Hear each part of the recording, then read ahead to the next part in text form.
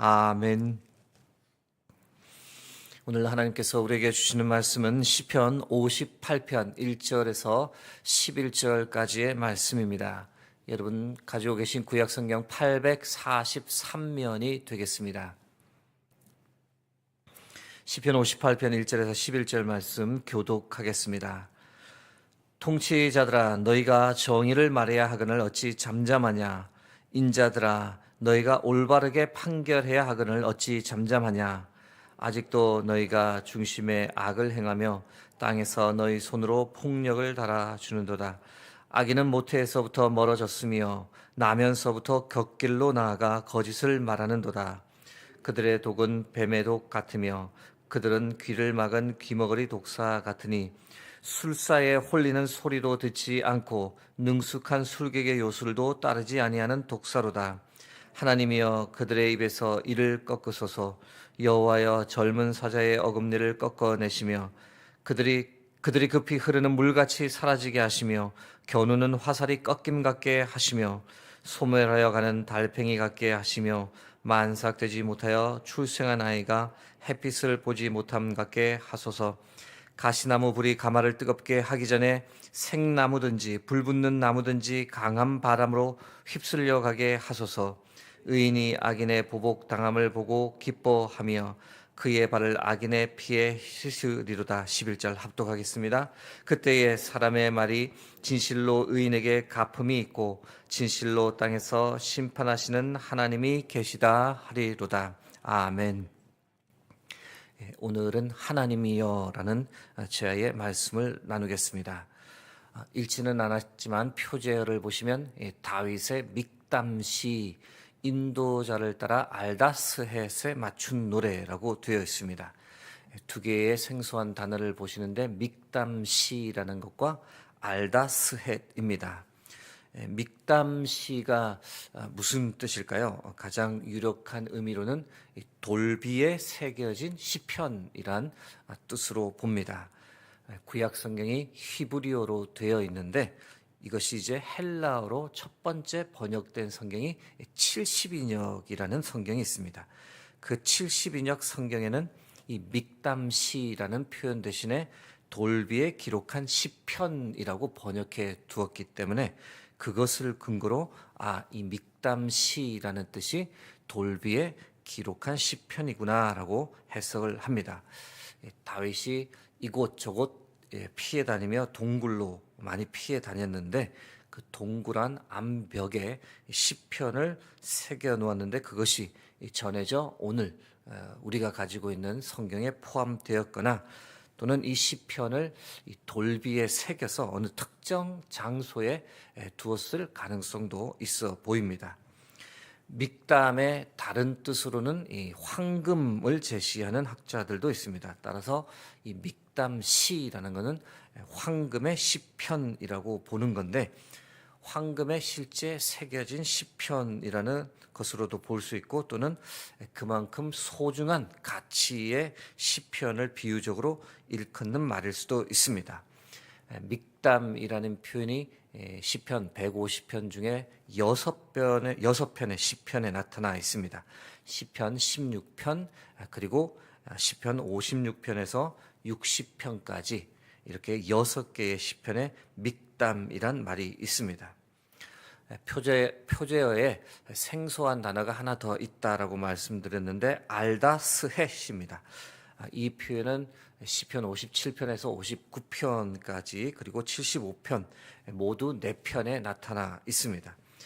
단어 자체의 의미는 멸망시키지 마소서라는 뜻인데 이것이 어떤 곡조 스타일을 말하는 것인지 아니면 내용상 의인을 멸망하지 마소서라는 그런 내용을 담은 시편인지는 좀 다소 불분명합니다. 1절 말씀 한번 다시 보시겠습니다. 통치자들아 너희가 정의를 말해야 하거늘 어찌 잠잠하냐. 인자들아 너희가 올바르게 판결해야 하거늘 어찌 잠잠하냐. 이 통치자들과 재판관들이 재수행을 하지 못하는 거죠. 어찌 잠잠하냐라는 표현만 보면 오해를 하실 수 있는데 마치 그들이 수동적으로 가만히 있는 것처럼 생각할 수 있습니다. 그런 의미가 아니라 통치자들과 재판관들이 이 정의와 정반대되는 삶, 올바르게 판결하는 것과는 정반대되는 삶을 살았습니다. 통치자들이 거짓을 행하며 사리사욕에 눈멀었고, 재판관들은 가진 자들의 편에서, 권력자들의 편에서, 자기에게 뇌물을 주는 자들의 편에서 올바르지 않은 판결을 내렸습니다. 그 결과가 무엇이냐? 아무 잘못도 없는 의인들이, 가난하고 소외된 자들이 오히려 더 큰 고통을 당했던 당시의 현실을 고발하는 겁니다. 이 한 구절을 읽자마자 왜 우리나라 상황이 떠오르는지 참 마음이 아픕니다. 한편으로 우리나라 민주주의는 전 세계적으로 존경을 받을 만합니다. 거리로 나와 자신들의 의사를 표현할 수 있다는 것, 정말 잘못한 것이 확실하게 드러나면 대통령도 물러나게 할 수 있다는 것, 그리고 서로 자신의 주장을 이야기할 수 있다는 것, 이 자체가 민주주의가 살아있다라는 증거입니다. 과거에 비해 민주주의가 이렇게까지 자리 잡은 나라가 없기에 대한민국을 우리 스스로 참 자랑스럽게 생각해도 좋습니다.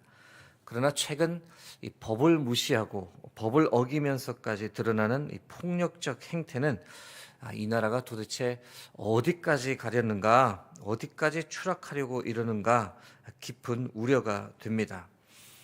정치의 뜻이 무엇인지 한번 찾아보았습니다. 나라를 다스리는 일, 국가의 권력을 획득하고 유지하며 행사하는 활동으로 국민들이 인간다운 삶을 영위하게 하고 상호 간의 이해를 조정하며 사회 질서를 바로잡는 따위의 역할을 한다.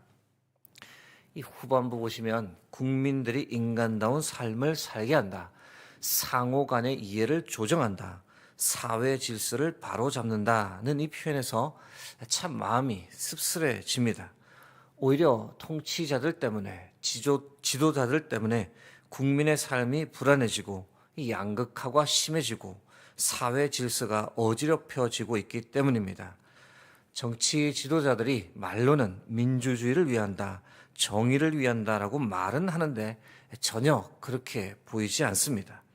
자신들 살 길 마련한다고 온갖 술수를 다 씁니다. 그리고 그것이 너무 뻔하게 보입니다. 지금은 법을 아는 사람들이 대부분 정치를 합니다.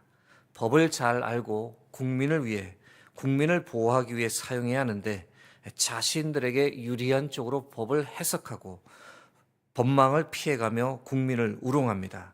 이로 인한 고통은 고스란히 국민에게, 아무 잘못 없는 백성들에게 고스란히 다 가는 겁니다. 2절 말씀 보겠습니다. 아직도 너희가 중심에 악을 행하며 땅에서 너희 손으로 폭력을 달아주는도다. 이 통치자들, 재판관들이 자신에게 불이익이 생길 경우에는 폭력과 살인도 결코 주저하지 않습니다. 불량배들이 그러는 것이 아니라 이 통치자들과 재판관들, 그 나라의 지도자들이 그런 악을 행사한다고 하면 나라 꼴이 어떻게 되겠습니까? 그래도 우리나라가 이런 상황은 아닌 것 같아 그것이 얼마나 감사한지 모릅니다. 2절을 보다가 갑자기 아프리카의 한 나라가 떠올랐는데요. 선교 탐방을 갔던 아프리카 한 나라의 이야기입니다. 물론 이것은 비단 이 나라만의 문제가 아니라 아프리카 많은 나라의 문제입니다. 방문했더니 이 나라 많은 도로들이 그냥 흙길이었습니다. 당연히 먼지가 날렸고 위생 상태가 좋지 않았습니다. 유럽 선진국에서 이 나라 상황을 보고 안타깝게 생각해 도로, 아스팔트 포장을 하라고 하며 많은 재정을 공급해 주었습니다. 여러분 어떻게 되었을까요? 이 나라의 도로 포장이 제대로 되었을까요? 아닙니다. 안타깝지만 재정이 공급되자마자 그 많은 돈들이 어디로 갔는지 행방을 알 수 없을 정도로 순식간에 돈이 사라져 버렸습니다. 통치자들, 재판관들, 나라 지도자들의 부정과 부패가 판을 치고 있었던 겁니다. 이 상황을 안타깝게 보았던 유럽 선진국에서 이번에는 자신들이 직접 아프리카에 와서 도로 포장을 해주겠다라고 제안을 했습니다. 여러분, 이 나라 통치자들, 지도자들이 어떻게 반응했을까요? 그 제안은 거부했습니다. 그냥 돈을 달라는 거죠. 이 나라 경찰들에게 정의가 있을까요? 아닙니다. 모든 것은 법이 아니라 돈으로 해결해야 합니다. 여러분, 이런 상황인데 과연 이 나라가 좋아질 수 있을까요? 좋아질 수 있었습니다. 그래서 백성들이 좀 더 편안하고 안락한 삶을 살 수 있었습니다. 그러나 부패한 통치자, 지도자들이 아무런 발전도 하지 못하도록 그 길을 너무 막고 있었던 겁니다. 앞으로 도무지 나아갈 수 없었습니다. 그 결과 아무 잘못도 없는 순진한 백성들만 고통과 가난 속에서 계속 살아가는 겁니다. 참 안타까울 따름인 거죠. 3절에서 5절 말씀 다시 한번 보겠습니다. 악인은 모태에서부터 멀어졌으며 나면서부터 곁길로 나아가 거짓을 말하는도다. 그들의 독은 뱀의 독 같으며 그들은 귀를 막은 귀머거리 독사 같으니 술사에 홀리는 소리도 듣지 않고 능숙한 술객의 요술도 따르지 아니하는 독사로다. 여러분, 들어보신 적은 없으시겠지만 이 모태 악인이라는 표현을 생각하게 하는 구절입니다. 얼마나 많은 악을 저질렀는지 도저히 인간이라면 할 수 없는 악행을 저지르는 사람을 볼 때 혀를 내두르게 되는 거죠.